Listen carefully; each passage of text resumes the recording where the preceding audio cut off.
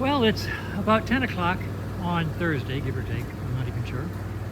I'm still in Phoenix, but hopefully I'm going to leave shortly. I'm going to go to the old guy's lunch at 11 o'clock, 15. And see my old guys before I leave. The rig is sitting here theoretically ready to go. Richard and I, basically Richard, got the air conditioners working yesterday. And we were all happy, just thrilled and ready to go. I could actually get out of there and be in Wilcox that evening. And all of a sudden, the rig said, no, I don't think so, because RVs have automatic steps underneath of the entrance door.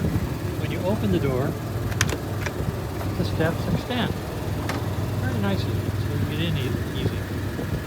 And when you close the door, they retract. It's a really nice little system. Okay, and they're interlocked with the ignition, so if the ignition's on, they always retract. But yesterday they decided they didn't want to. They came out and stayed. And once again, Richard came to my rescue. Got down under there and found out that the motor had stripped its plastic gear. Its plastic gear, the plastic gear that operates these steps, had stripped. So got on the internet real quick, went to good old Amazon, and yeah, they had the motor after release. And for an extra $30 I could get it delivered yesterday between 5 and 10. They came in at 10 o'clock last night. And Richard got underneath it there and undid the bolts, put in the new motor and redid the bolts, and now the steps are working. And now it's sitting here idling. The air conditioner is going. The coach is ready to go. And I got the little warnings here, which people ignore.